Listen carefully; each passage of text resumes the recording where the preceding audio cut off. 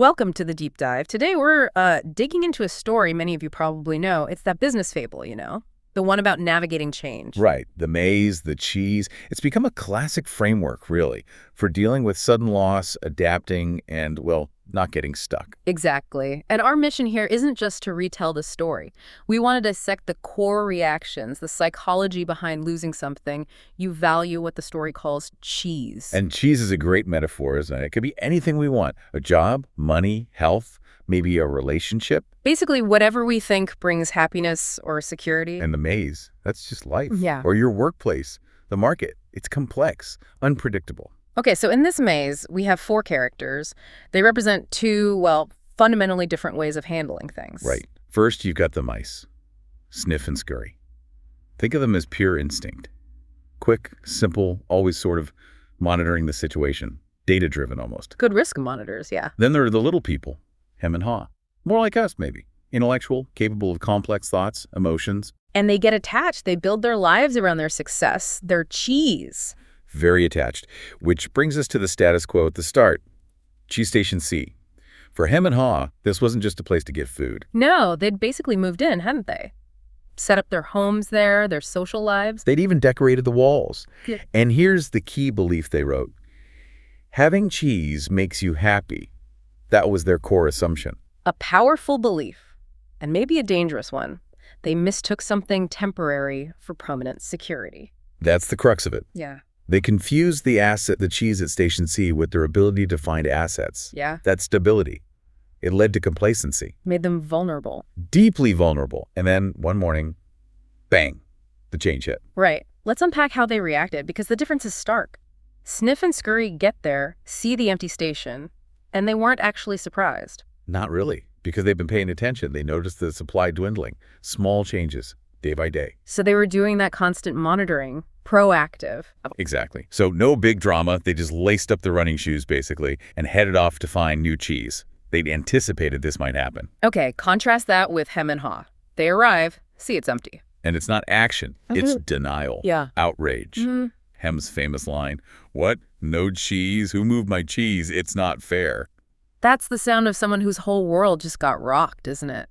Identity threatened. Absolutely. Yeah. And it highlights that psychological trap. The weight of attachment. Before they even left that first night, Haw writes down the first lesson, doesn't he? Yeah, what was it again? The more important your cheese is to you, the more you want to hold on to it. It wasn't just about food. It was about comfort, routine, all the effort they put into Station C, sunk costs. Sunk costs. Good point. And the next day really shows that paralysis, right? The mice are already out searching. And hem and haw, they just go back to the empty station, hoping it magically reappeared. Yeah, hoping it just fixed itself. They're stuck analyzing instead of acting. Is that their intellect actually getting in the way? It certainly can be. If you use that brain power to rationalize not doing anything, Hem's trying to figure out who to blame, why it's unfair. Instead of just accepting the reality, the cheese is gone. Move on. He built this whole complex denial around a simple, hard fact. So this refusal to act, that's where Haw starts to change, right? He starts saying, maybe we should, stop analyzing and start looking. That's the pivot, the first crack in that inertia, realizing, okay, thinking about it isn't changing it. We need agency. But Hem isn't having it. No, Hem digs in his heels. He's waiting for the old cheeses. Stubborn. So Haw decides he has to go alone. And before he leaves, he writes that really stark warning. A profound one. If you do not change, you can become extinct. That's pretty direct. And it applies just as much to a company or a career as it does to little people in a maze. Definitely. An obsolete business model, an outdated skill, same principle. And think about the contrast again. While Haw is agonizing over taking that first step into the unknown. Sniff and scurry. They've already found Cheese Station N, the biggest stash they'd ever seen. The reward came from being prepared and acting fast. Halal is facing, well, fear, big time. The maze looks dark, unknown, scary. Totally. And that fear, that anxiety, leads him to ask himself that incredibly powerful question. The big one. What would you do if you weren't afraid? That question, It cuts through all the excuses, doesn't it? All the rationalizations. It gets right to the core of what's holding you back. It's a fantastic reframing tool, and asking it helps him realize something else. Yeah, he realizes the fear itself, the stuff he was imagining, was actually way worse than the reality of just being in the maze, searching. And he admits he wouldn't have been so shocked if he'd just been paying attention all along, like the mice. Right. Vigilance. Mm. Which leads to the next lesson he writes down. Smell the cheese often, so you know when it is getting old. Which connects directly to, say, managing your career today. Smelling the cheese often means checking if your skills are still in demand, watching industry trends. Don't assume yesterday's success guarantees anything tomorrow. Exactly. Don't wait until your job is obsolete or your company is failing to start looking around. You need to monitor the supply. What's interesting then is how Ha finds his stride. He realizes he feels best not when he's at a station, but when he's actually moving. Yeah, the action itself becomes the cure for the fear, for the paralysis. Yeah.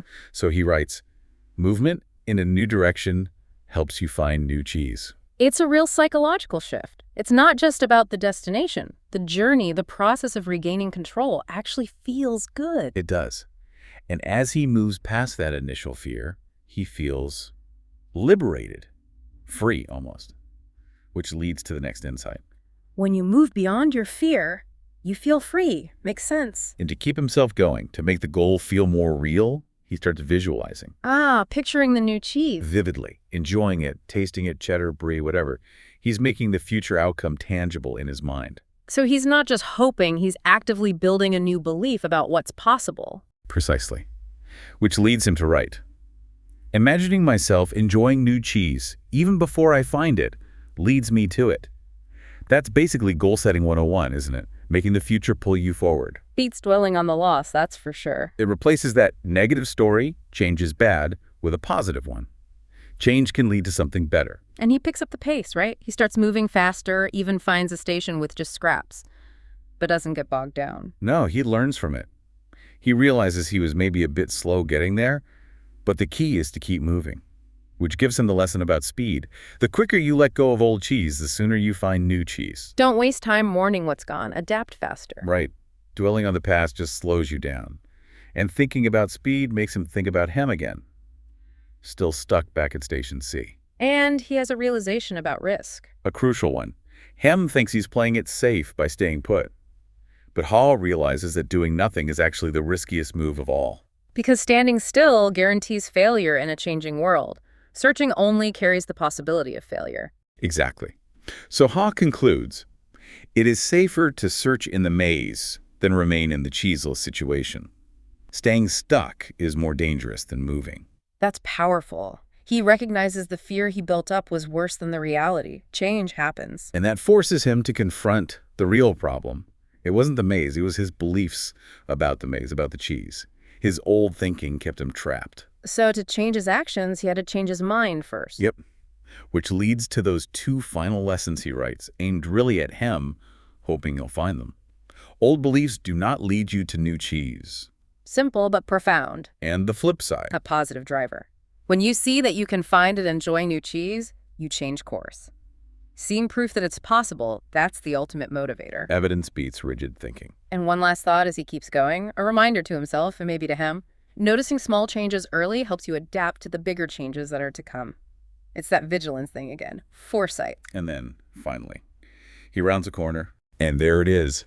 Cheese Station N. Huge supply, best he's ever seen. Sniff and Scurry are already there, munching away. And Ha's reaction, just pure joy, right? Hooray for change. Yeah, but he doesn't just celebrate, he reflects.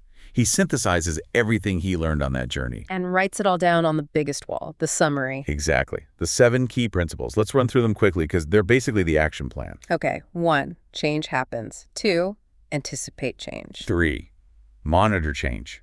4, adapt to change quickly. 5, change meaning you actually have to do it. 6, enjoy change. Find the good in it. And 7, be ready to change quickly and enjoy it again. It's a cycle. It really is. And the ultimate takeaway, the big motto. Move with the cheese and enjoy it. Don't fight it, flow with it. So looking back at this whole deep dive, the real genius isn't just finding the new cheese.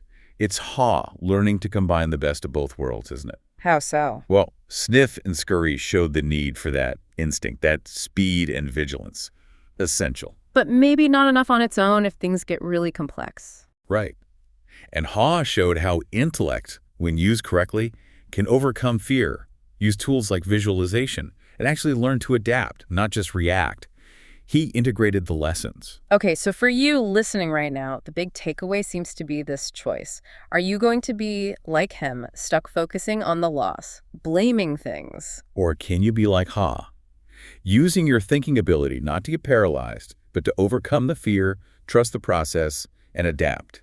It's mental work, really. It's about moving your mind before you move your feet and constantly checking on your own cheese or your job security, your skills, your relationships, your health. Don't wait for the crisis. Do the smell check regularly. Conduct your own little risk audit now and then. So as you head back into your own maze after this, here's the final thought to chew on based on Ha's journey. Which of your current cheeses might you be taking for granted? Which one aren't you smelling often because, well, things feel comfortable right now? And maybe more importantly, how can you apply that killer question? What would you do if you weren't afraid to start adapting before the change inevitably forces your hand?